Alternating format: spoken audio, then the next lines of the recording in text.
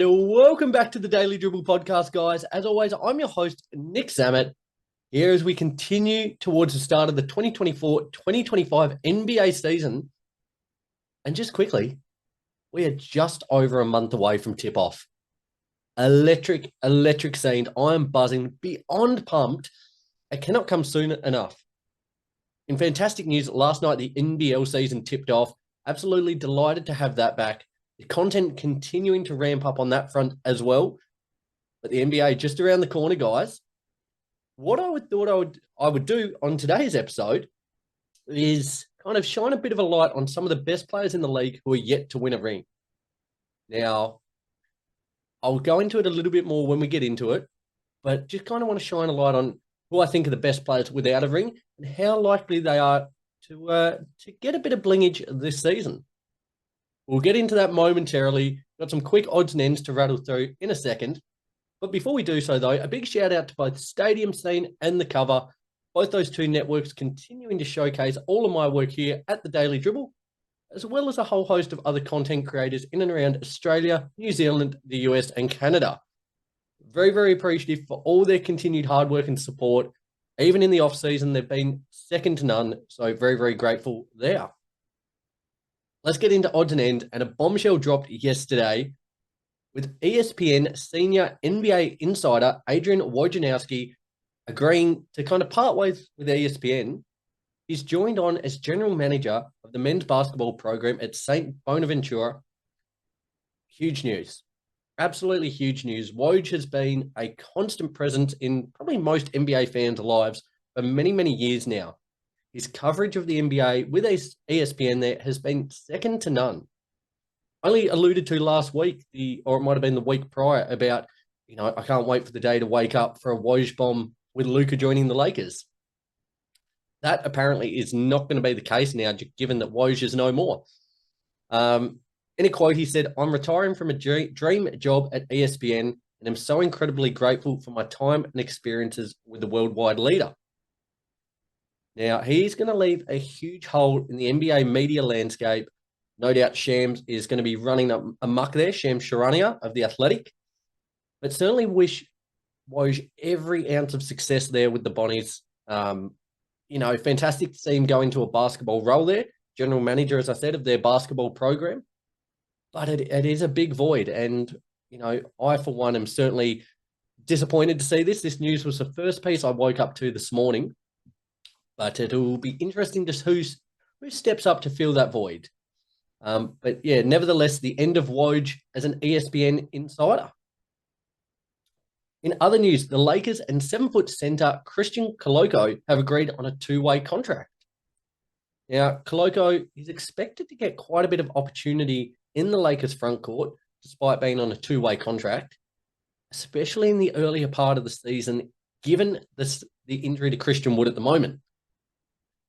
He was the 33rd pick in the 2022 draft, played for the Raptors, where he kind of didn't have a huge impact in his first season. Missed the entirety of last season with a blood clot. But hopefully he can put all that behind him. He's certainly got the physical attributes to be a force within the NBA. He just needs some really good reps, some really good minutes, and to play in a really good system, which depends who you ask. Is that the Lakers? Is it not? But hopefully he can put all that behind him and make his mark there in LA. In other news, Isaac Okoro has agreed on a 3-year, $38 million deal to stay with the Cleveland Cavaliers. I put something up during the week on the socials. If you're not following them already, be sure to do so. Instagram, Facebook, YouTube, Twitter, and TikTok. I put up a little poll gauging whether this was a fair price, whether he was underpaid, overpaid. A lot of people thought the 3 years, $38 million was pretty much bang on the money. Okoro, the 5th pick in the 2020 draft, averaged 9.5 points, 3 rebounds, and 2 assists last season, whilst he started to find a little bit of consistency from 3, knocking the 3 ball down at 39%. To be fair, I think at $13 million a season, that is very fair money. Even maybe slightly unders, especially given where the salary cap is headed. I think it's a fantastic bit of business there for the Cavs. As I said, he started to build into the season last year, found that consistency with the 3 ball, I think he's one of the more undervalued pieces within the league.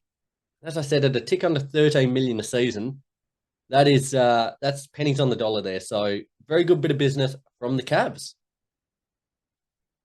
Free agent Landry Shamet has agreed on a one-year deal with the New York Knicks. He has career averages of 8.7 points and a 38% three-point shooter across his career. Has pretty much been here, there, and everywhere throughout his tenure in the league. Most recently with the Wizards last season. For the Knicks side, they're certainly not going to mind having another bloke who can competently shoot the three ball. Just helps add to their depth, which ties in with the news that Marcus Morris has also agreed on a one-year deal with the Knicks. He averaged 19 points per game across 43 games that he played for the Knicks in 2019. He averaged 16 points, 5 rebounds a game last between the 76ers and the Cavs last season, so still more than a competent NBA player. But he's going to bring a bit of toughness to this Knicks squad. And what I love about where they're at the moment is their depth. They've got that top-tier talent. They've got a tremendous starting five, probably really competent 7 players. But then they've probably got 9 to 10 who are like NBA level ready players. And I think that's what's going to potentially separate them this year from the trailing pack. A lot of these other teams in the East and in the league for that matter, they go about 7 or 8 deep, like competent depth, 7 or 8. The Knicks are a 10-man team, and if injuries should befell them throughout the season, they've got players who can step up here. So really like those acquisitions there of Shamet and Morris. In other news, the Dallas Mavericks will be front runners in 2025 to acquire Giannis Antetokounmpo if the Milwaukee Bucks fall short in their title pursuit this season. Now, NBA execs were reportedly terrified that Giannis would join Luka there in 2021. But next season, the league is on the cusp of potentially facing one of its deadliest lineups in history. If Giannis should make that move to Dallas, imagine a lineup of Luka, Giannis, Kyrie, Clay, and the rest of the competent players that they have at their disposal. The Gaffords, the PJ Washingtons, the Liveleys. That is just absolutely crazy levels of talent. I think you could essentially just give them the title now. Unreal. If that is to eventuate, as I said, this is reports coming out at the moment. The Dallas Mavericks, front runners, Giannis. Enough said. It is, I think, game over for the rest of the league should that eventuate. I think going into this season, the Mavs are certainly one of the title favourites after their NBA Finals run last season. But you add an MVP level player, 30, 31 years of age by the time that comes around. Scary, scary stuff. To be fair, I just don't think anyone could compete with that. Would love to hear your thoughts, though. Would you like to see Giannis on the Dallas Mavericks? I think, I spoke a couple of weeks ago about reports saying that the Lakers were reportedly after Luka, and that divided a lot of people. Some wanted to see it, myself included. Many others would have been happy not to ever hear that spoken about again. I think this is kind of a similar, touching point. Would you like to see this level of a star-studded team take shape once again? Let me know your thoughts, guys. Hit up those socials, Instagram, Facebook, YouTube, Twitter, and TikTok. Okay, in very exciting news, I alluded to last week, a new sponsor coming on board. Very, very excited. I'm here sipping away at the moment. About to cut to a little ad read, but just want you guys to know that, very excited, hoping to do a lot more of these partnerships, things of the kind, helps boost the overall product. And we'll hopefully have some cool giveaways and things like that coming in the future. So without further ado, let's get to it. Hey guys, Nick here from the Daily Dribble podcast. Super excited to announce a brand new partnership with Kamikaze Energy, helping fuel your next adventure, whether that's stepping on the court, creating your own podcast, or just tackling day-to-day life. Kamikaze is sure to take you to the next level. Providing no less than 2 hours of sustained energy without a crash. It features vitamins B3, B6, and B12, a huge source of electrolytes, whilst having 0 carbs and 0 sugar. You don't need wings when you have Kamikaze Energy. Guys, check the link in the bio or the link on any of my socials to get your first batch. Now, by using my code CamiDribbler, you receive 15% off, and I can assure you, I've got one here ready to go. This is the Slushy Madness, little orange mango number. Hold on, here we go. Here it is. Unbelievable. I'm ready to tackle my next podcast. You'll be ready to tackle your next adventure with Kamikaze Energy, guys. Go check them out. Beautiful, guys. There you have it. Let's push on from odds and ends. Daily Dribble. Okay. In a little segment I've dubbed The Best Without the Bling, I saw a post on social media during the week, doing a little bit of scrolling as I happen to do, getting all the latest news and gossip from both the NBA and the NBL. I saw a post that caught my eye. Now, it was the best players in the league without a ring and how likely they were to change that this season. I thought I would kind of have a bit of a look at this, make any changes I thought necessary, and share it with you guys on the show this week. So there were 12 players put forth from this post that I saw. I'm going to, base it off these players, and then I'm going to kind of grade how likely I think they are to win a title. So in no particular order, these were the players put forth, the 12 best players in the league based on their careers. Now, not just based on heading into the season, heading into next season. These are the 12 best players across their career without a ring, as adjudicated by this post I saw. So we had Russell Westbrook, Chris Paul, James Harden, Damian Lillard, Luka Doncic, Jimmy Butler, Joel Embiid, Paul George, DeMar DeRozan, Devin Booker, Donovan Mitchell, and Trae Young. So now here are my rankings for those players based on how likely I think they are to win their first ring. As I said, a lot of you might not agree with those players. You might have had different ones. These are just purely based on that post that I saw. So I'm going to go from 12 to 1, from least likely to most likely. As always, guys, you make the show. So I would love to hear your thoughts, what I got right, what I got wrong, and what you would have changed.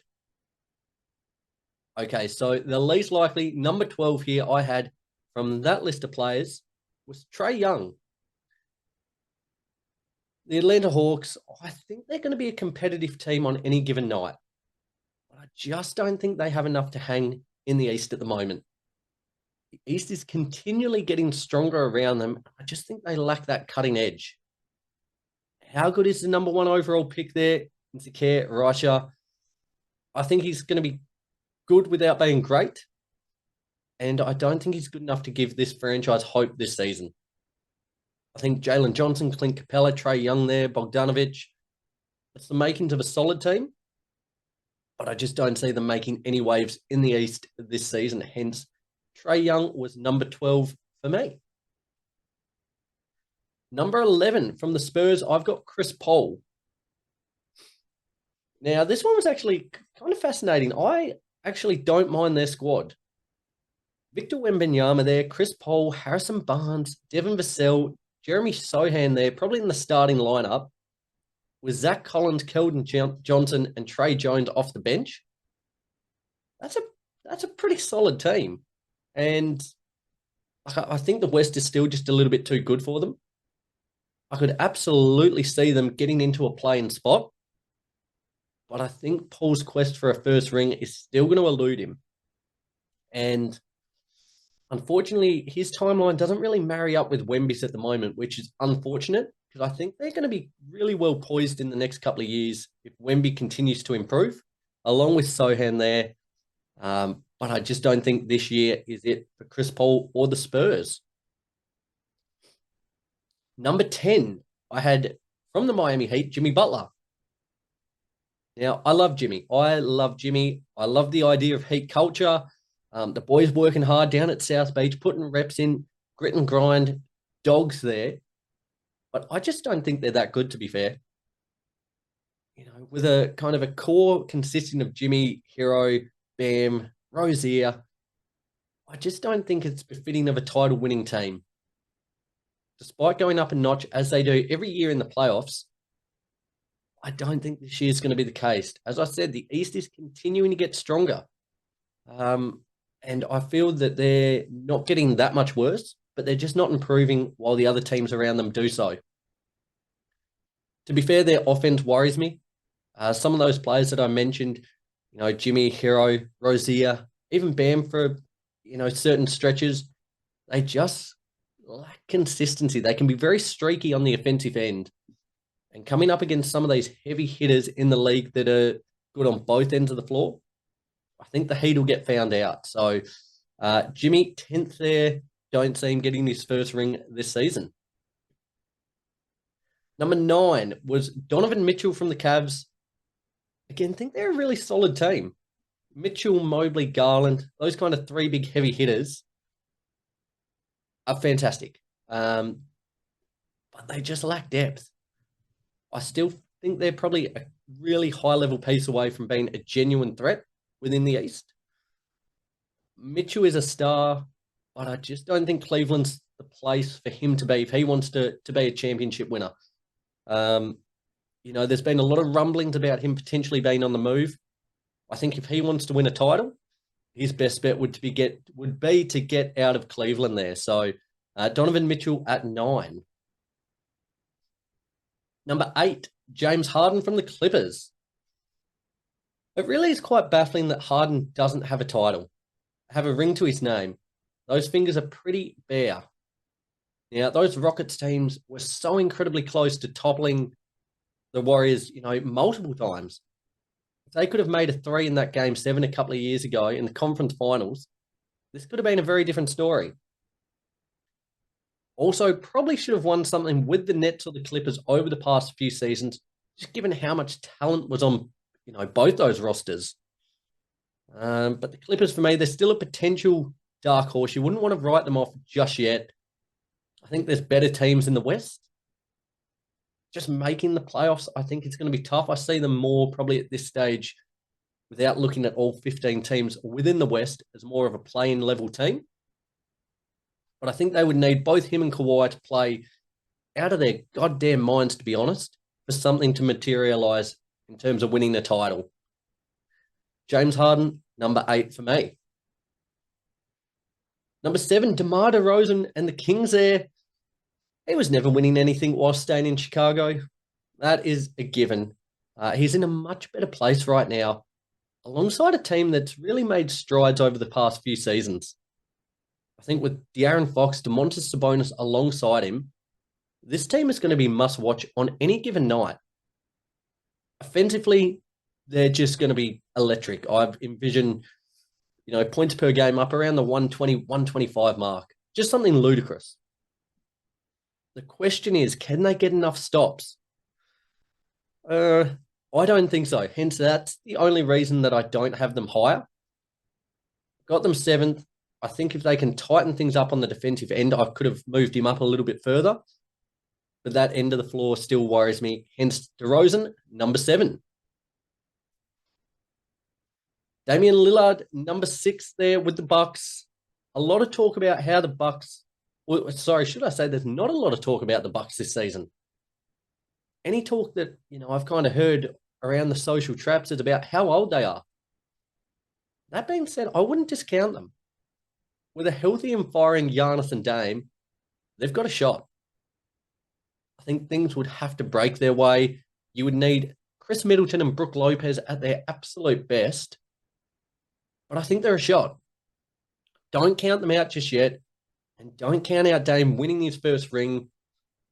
He's not in the top of the pecking order there for me, number 6. But they are an outside chance at the Bucks. And as I said, if things break their way, we're more so looking at the Celtics, Philly, Knicks as the heavy hitters in the East. But they're just kind of flying under the radar a little bit at the moment, the Bucks. So, be very wary of them. Discount them at your own risk. Number 5 is Devin Booker. This team, the Phoenix Suns, should be a lot better than what they are. A starting 5 of Booker, Bradley Beal, Grayson Allen, Kevin Durant, and Yusuf Nurkic. That's a championship level starting five. It just hasn't clicked so far for them, though. And it kind of feels as if their window is starting to close a little bit as these other younger teams within the West continue to build and improve. Again, somewhat like the Clippers, I have a little more faith in the Suns, but they're a team that you wouldn't want to count out just yet. Staying healthy, I think, will be the key. If they do, you can certainly, squint your eyes and see a world in which they do win a title and therefore grant Booker his first ring. But if, you could also see a way in which they don't even make the playoffs. Hence, just given the kind of the floor and the ceiling there, I had to put Booker no higher than fifth. Third and fourth here is Paul George and Joel Embiid from the 76ers. Made the big money move to get PG alongside Tyrese Maxey, who is already a borderline superstar, I think. He's a high level star, low level superstar, I think. And to be honest, this season, you could see a world in which he makes that step. You would have to say they're probably alongside the Knicks and the Celtics as the best in the East.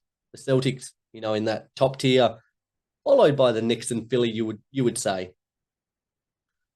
I think it's going to be fascinating to see how they play the regular season and see what seed they finish. With Paul George there to, carry the load, will they look to rest Embiid more so throughout the regular season and keep him healthy to the playoffs? For me, this is probably as good as an opportunity as they're going to have to win a title. And pretty much since the inception of the Daily Dribble podcast a couple of years ago, Philly have been a team that have absolutely run me around and around, kind of chasing my tail. I've put a lot of stock into them year after year, and they've constantly under-delivered. I'm not buying into them too much this year because I know I'll get burned again. But I think Paul George and Joel Embiid are in with a real sniff to win their first ring. Number 2, though, is Russell Westbrook from the Denver Nuggets. Spoke a lot about the Nuggets this offseason and letting KCP go, their reluctance to spend money. I don't mind their recent moves, though. Acquiring Russ and Saric in particular. I still think they're trailing a little bit in the West behind, probably Dallas, the Thunder. I probably wouldn't have them at the top. But when you have a guy who's won 3 of the past 4 MVP awards, you're still in pretty good shape. If you tuned in last week, I spoke about Jamal Murray. Again, if you haven't listened to that one, go watch it on YouTube, tune in on Apple Podcasts, Spotify, or wherever else you listen to your podcasts. I spoke about Murray and how if he can stay on the floor, this feels like a year where he needs to make that step into an all-NBA level player. And if they get Jokic firing, Murray as an all-NBA level guy, I think it goes a long way. It really bodes well for Russ, hopefully winning his first ring. Again, another player who I think is very, very deserving. The records he's broken, the kind of the carry job in OKC that he had to partake in. It's incredible kind of how much disrespect he's gotten over the last couple of years. But he's a player that I would love to see get a ring. So hopefully the Nuggets can help carry him towards that. And number 1 there for the player who I think is, most likely to win a ring this season, who he hasn't already, is Luka Doncic. Now, the Mavs were knocking on the door last season. I think Luka, I've said it for the past couple of years in my, start of season predictions. I think Luka wins the MVP this season. He's alongside a perfect 1B player there in Kyrie Irving. You throw Klay Thompson into the mix, who can help carry that offensive load, guy who's going to make shots. You're looking pretty good on the offensive side of things now. With Daniel Gafford, Derek Lively, PJ Washington there to anchor the defensive side, they're a team that's built to win and built to win now. I'm super, super excited for what they can achieve this season. I think this could well be a career-defining season for Luka. As I said, if he hypothetically wins a title, Finals MVP, League MVP, what he's done across the first couple of years of his career is phenomenal. But this could be a year that gets him into that upper echelon and really sets the foundations of him to become one of the best of all time. Luka Doncic there is my guy. Guys, let me know what you thought of this one. As I said, I'm sure there's a lot of contrasting opinions, but I'd love to hear them all. So hit me up on the socials, Instagram, Facebook, YouTube, Twitter, and TikTok. Very excited to hear all your thoughts on that one. And as I said, we're only 4.5, 5 weeks away from the season tipping off. You can feel it in the air. I am buzzing. Bring it on. Next week, the plan, guys, is I'm going to be looking at fantasy players that you will want on your roster. Now, I know a lot of you guys, whether you play fantasy or not, fantasy NBA, it's exciting to know which players to look out for. So I'm going to cast a bit of a light on some of them. So be sure to tune in for that one. Till next week, though, guys, I'm going to leave it at that. I'm going to go pound down some more Kamikaze energy drinks. Be sure to check them out if you want to kind of elevate your energy levels. Kamikaze is the place to go. It'll be in my link with the code there to get 15% off. Will be in all of my kind of bios on the socials, as well as in the episode notes here. So be sure to check that one out. Nevertheless, till next week, guys, have a great week. I can't wait to speak to you again soon. And just remember, be good or be good at it. See you guys.